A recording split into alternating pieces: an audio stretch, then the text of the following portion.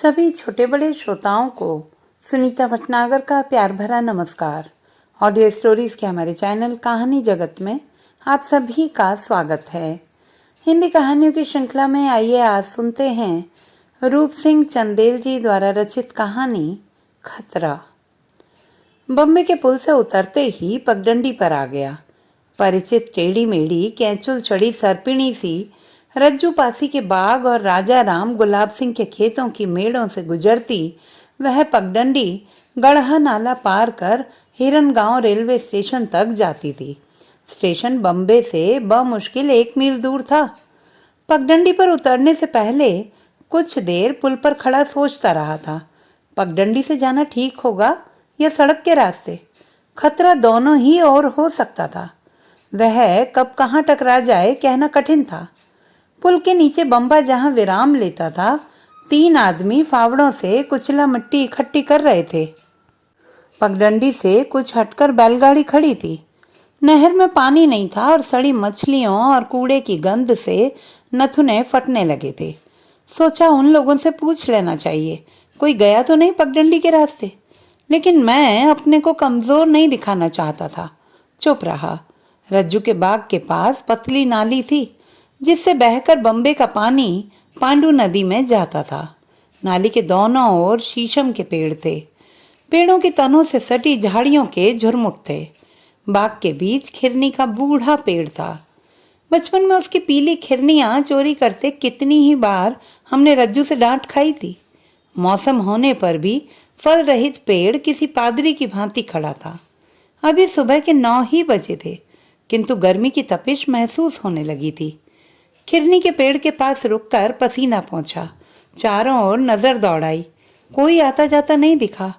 दूर दूर तक नंगे खेत खड़े थे। सड़क के किनारे एक खेत में कुछ जानवर ठूंठियां निचोड़ते दिखे थे।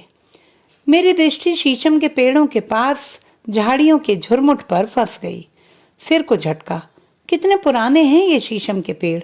तपस्वियों की भांति मौन निर्द्वंद्व खड़े। मन को भय मुक्त करने के लिए ध्यान को शीशम के दरख्तों पर केंद्रित करना चाहा, किंतु रह रहकर आंखें झाड़ियों के अंदर कुछ टटोलने लगती। पैर आगे बढ़ने से इनकार करने लगे। लगा खतरा मात्र 10 कदम की दूरी पर ही है। एक बार फिर इधर उधर देखा, इस आशा से कि शायद कोई राहगीर दिखाई दे जाए, लेकिन सर्वत्र सन्नाटा लगा। सभी ने पहले से ही खतरे को पहचान लिया था। अपने पर कोफ्त हुई। मुझे क्या पड़ी थी खेत देखने आने की, और वह भी जून की प्रचंड तपिश में, जब खेत खाली थे। लेकिन शहर से चलते समय ही मन में एक योजना थी। आने वाली बरसात में गढ़ा नाले के साथ के खेतों को समतल करवा कर मेड़ें बंधवाने की।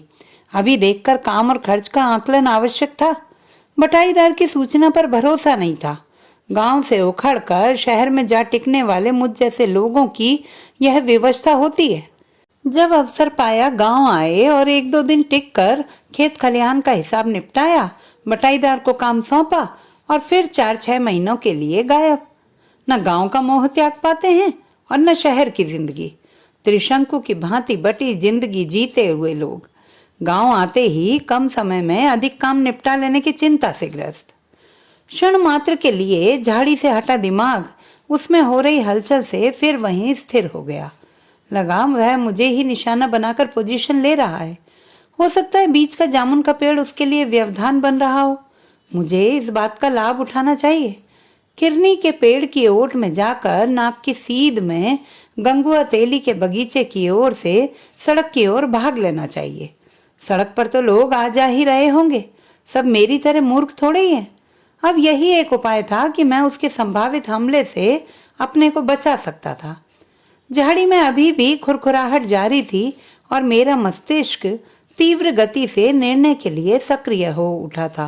लेकिन तभी एक चितकबरा कुत्ता झाड़ी से सिर उचकाता दिखाई दिया। दिमाग ठहर गया, लेकिन मन आश्वस्त नहीं हुआ। उसकी कोई चाल हो सकती है। मेरे बटाईदार गणपत ने गांव में घुसते ही उसके विषय में जो कुछ बताया था वह थर्रा देने वाला था। अपने शिकार पर, गणपत ने कहा था, जिस पर वार करता है उसे वह शिकार ही कहता है, और अपने शिकार पर वह इस खूबसूरती से झपटता है जैसे तेंदुआ। बचाव के लिए समय तक नहीं देता। आदमी सोच भी नहीं सकता कि दुबला पतला मरियल सा दिखने वाला वह इतना खतरनाक हो सकता है। पेशेवर है ना भैया, भले घर का भला लड़का, लेकिन लेकिन क्यों? गणपत चुप रहा तो मैंने टोका। चुप क्यों हो गए? मेरी ओर देखता हुआ वह बोला, वही हर गांव की एक ही कहानी, फूलत फलत घर और पढ़त लिखत लड़का गांव के खुड़पेंची लोगन की आंखन में चुभे लगाते। वही चाहते हैं कि सबई उनकी तरह गंवार पिछड़े रहें। बस यही बात ओ के साथ है भाई। वो लड़का गांव वाले के षड्यंत्र का शिकार हुआ और अब उनके खातिर खरनाक हो ही गवा है। हिरन गांव के 5 लोगन को निशाना बना चुका है। मैं सोचने लगा था गांवों के बदलते चरित्र के विषय में। 40-45 वर्ष पहले का गांव आंखों के समक्ष उभरने लगा था। वीरभद्र तिवारी का बड़ा बेटा हरीश जब 8वीं की बोर्ड परीक्षा में जिले में 3रा स्थान पाकर उत्तीर्ण हुआ तो गांव वालों ने उसे सिर माथे पर बैठाया था। हरीश 8वीं से आगे पढ़ने वाला गांव का पहला लड़का था। तिवारी गरीब ब्राह्मण थे, कथा पत्रा बाँच कर गुजारा करने वाले। बेटे को भी अपनी भांति ही बनाना चाहते थे, किंतु गांव वालों ने उन्हें वैसा करने नहीं दिया था। जगत सिंह ने हरीश का 12वीं तक का खर्च ओढ़ लिया था। गांव पंचायत ने भी खर्च उठाने का जिम्मा ले लिया था। 2 वर्ष तक हरीश ने सहायता ली, उसके बाद उसने ट्यूशन कर ली थी। हरीश पढ़कर इनकम टैक्स अधिकारी बना तो गांव के हर घर को लगा था कि उनके घर का ही कोई लड़का अफसर बनाए। उस दौरान हरीश से प्रेरणा लेकर कई लड़के आगे आए थे और शहर जाकर अच्छी नौकरियों से जुड़े थे, लेकिन कुछ वर्षों तक ही चला था यह सिलसिला। अब तो वह हर उस आदमी पर झपटने लगा है जिह के पास कुछ होए की उम्मीद होती है। गणपत बोला तो मैं अचकचाकर उसकी ओर देखने लगा। आप आए हो तो खेतन की तरफ जरूर जाई हो। मैंने स्वीकृति में सिर हिलाया। संभल के जाइयो भैया। क्यों? मुझे उससे क्या खतरा? वह तो मुझे जानता भी नहीं। फिर बतावा ना। कुछ रुका गणपत। अब सही गलत की समझ नहीं रही हो का। और लड़का ही तो ठहरा, उम्र ही कहा हो की 18-19। शुरू माँ अपने गांव के उन लोगन को ही निशाना बनाया उसने जिनके कारण ओ का यो राह पकड़े का पड़ी। पर वो सब ठहरे काइया, कई सर की गए इधर उधर। कुछ थे उसने मोटी रकमें उगाई, पर अब रुपया की कीमत और मौज मस्ती की आदत। कुछ दिन तय उसने कई अपरिचित पर भी हमला बोला है। मज गांव के ओ की उम्र के 3 लड़का अब ओ के साथ मिली गए हैं। वो तो पहले से ही बदमाश रहे, अब ओ के साथ उनकी नफरी अधिक बन रही है। लेकिन दिन माँ वो राहत अकेले ही है और वारदात भी अकेले ही करत है। कुत्ता झाड़ी से निकलकर पगडंडी पर स्टेशन की ओर चल पड़ा था। मुझे ऐसा लगा जैसे कोई बड़ा हादसा होते होते टल गया है। दिल की धड़कन धीमी होने लगी थी। शीशम के पेड़ के नीचे की झाड़ियां शांत दिखीं, स्थित प्रज्ञ। बम्बे के पुल पर उन तीनों आदमियों का शोर सुनाई पड़ा। कुचिला मिट्टी से भरी बैलगाड़ी पुल पर चढ़ नहीं पा रही थी। 2 आदमी पीछे से गाड़ी को धकिया रहे थे और तीसरा बैलों को औगी से हाँक रहा था और बैल कंधे झुकाए पूरी ताकत लगाकर 1 कदम आगे बढ़ाते तो 2 कदम पीछे खिसक जाते। सामने ठुठियाए खेतों पर नजर डाली। दूर दूर तक खाली मैदान दिखा। गर्मी का प्रभाव बढ़ गया था और खेतों पर लहलहाती धूप आंखों में चुभ रही थी। हवा सनाका साधे हुए थी। पगडंडी पर निर्द्वंद्व बढ़ता कुत्ता आंखों से ओझल होता जा रहा था। पास के आम के पेड़ पर कोयल कूक रही थी और मैं खेतों पर जाने न जाने के ऊहापोह में अभी भी फंसा हुआ था। उसका भय मन में घर कर चुका था, खतरा टला नहीं था। हिरन गांव के जिस घर का था वह गणपत के बताते ही उस घर के सदस्यों के चेहरे मेरी आंखों के सामने तैरने लगे थे। 3 भाइयों का परिवार था वह, शीतल, शिवमंगल और शिशुपाल पांडे। हिरन गांव में ही नहीं, आसपास के 10 गांवों में वह पांडे परिवार के नाम से जाना जाता था। उनके खेत स्टेशन से लगे हुए थे और उनमें अच्छी पैदावार होती थी। शीतल पांडे बजाजी करते थे और सप्ताह में 2 बार पूर्वा मीर की बाजार में दुकान लगाते थे। मेरे घर के कपड़े उन्हीं की दुकान से आते थे और इसी कारण मैं उनके परिवार के विषय में जानता था। शीतल ने छोटे स्तर पर बजाजी शुरू की थी। साइकिल पर कपड़े लाद कर बाजार आने वाले पांडे ने व्यावसायिक कुशलता और व्यवहार के कारण कुछ ही वर्षों में तांगा खरीद लिया था। व्यापार चल निकला था। लेकिन शीतल निसंतान थे, इसका उन्हें दुख भी नहीं था, क्योंकि उनके दूसरे भाई शिव मंगल के 2 लड़कियां थीं। शिशुपाल के भी लंबे समय तक कोई संतान नहीं हुई थी। शिव मंगल की लड़कियां सभी की संतानें थीं। शिव मंगल पांडे दुधाई करते और शिशुपाल खेती। शिव मंगल सुबह फतेहपुर कानपुर शटल से दूध लेकर कानपुर जाते और शाम को आगरा इलाहाबाद पैसेंजर से लौट आते। कुछ देर शिशुपाल के साथ खेतों में काम करवाते और दोनों भाई शाम ढलते घर लौटते। विवाह के लगभग 15 वर्ष पश्चात शिशुपाल के पुत्र हुआ।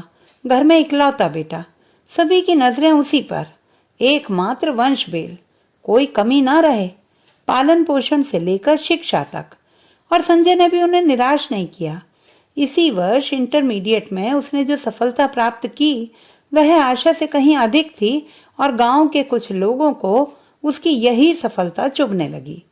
उन्होंने उसके जीवन में जहर घोल दिया। वैसे तो पांडे परिवार की संपन्नता ही गांव के कुछ लोगों की आंखों की किरकिरी बनी हुई थी। गांव में सफल और संपन्न जीवन जीने के लिए जो बातें आवश्यक हो गई हैं, पांडे लोग उनसे कोसों दूर थे। वे सीधी सादी जिंदगी जी रहे थे। वह भांप ही नहीं पाए लाला अमरनाथ श्रीवास्तव के मनोभावों को। लाला कुछ वर्षों से राजनीति में सक्रिय थे। ग्राम प्रधान का चुनाव हुआ तो लाला भी प्रत्याशी थे। समर्थन के लिए पांडे के दरवाजे गए थे हाथ जोड़कर। 4 लठैत साथ थे।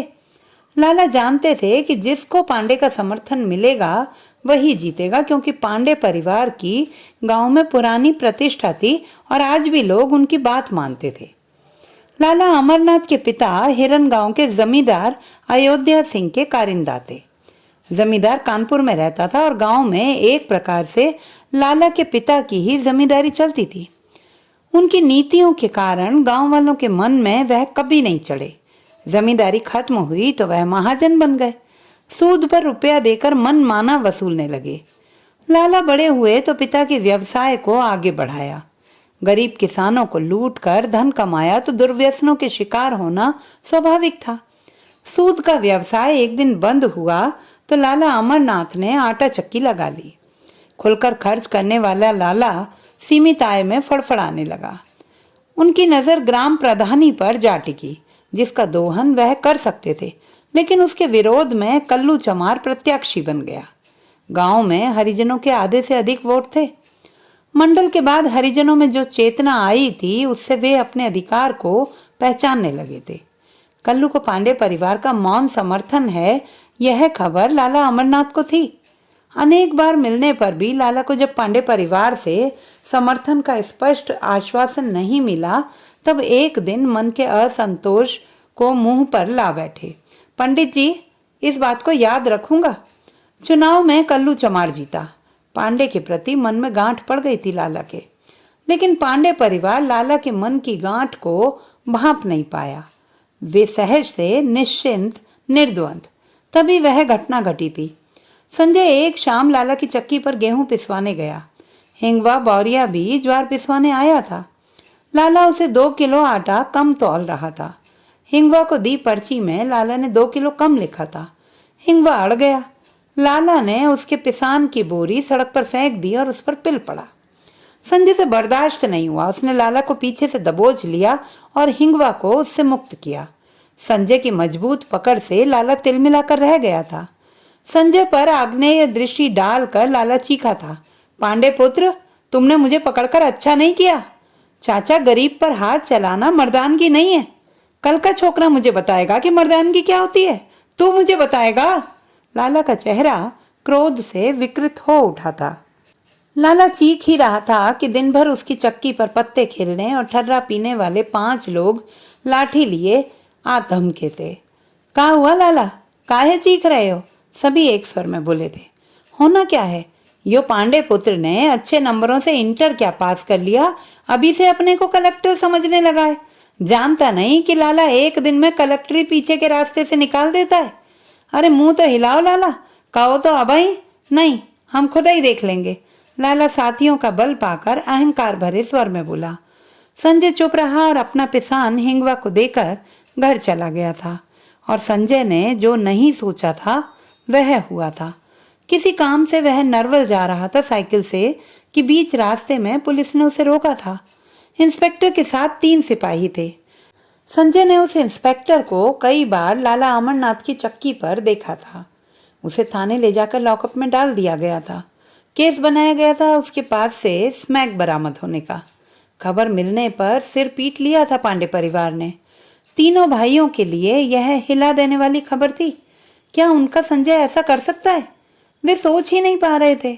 उन्हें गत दिनों लाला के साथ संजय के विवाद की भनक भी न थी। संजय ने लाला की धमकी को गंभीरता से नहीं लिया था। वह भी इसलिए कि 1 सप्ताह बाद वह पढ़ने के लिए शहर जाने वाला था। उसने सोचा था कि लाला का गुस्सा उसके गांव से जाते ही ठंडा हो जाएगा। लेकिन कल्लू चमार के साथ तीनों पांडे थाने गए थे।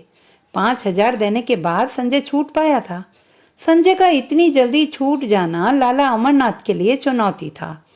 उसे थानेदार को दिए अपने 2,000 रुपए व्यर्थ होते दिख रहे थे। वह दौड़ा गया था थाने और दोबारा मुट्ठी गरमा आया था थानेदार की।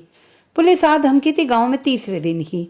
इस बार संजय पर केस बना था रिवॉल्वर रखने और पड़ोसी गांव में रात पड़ी डकैती में शामिल होने का।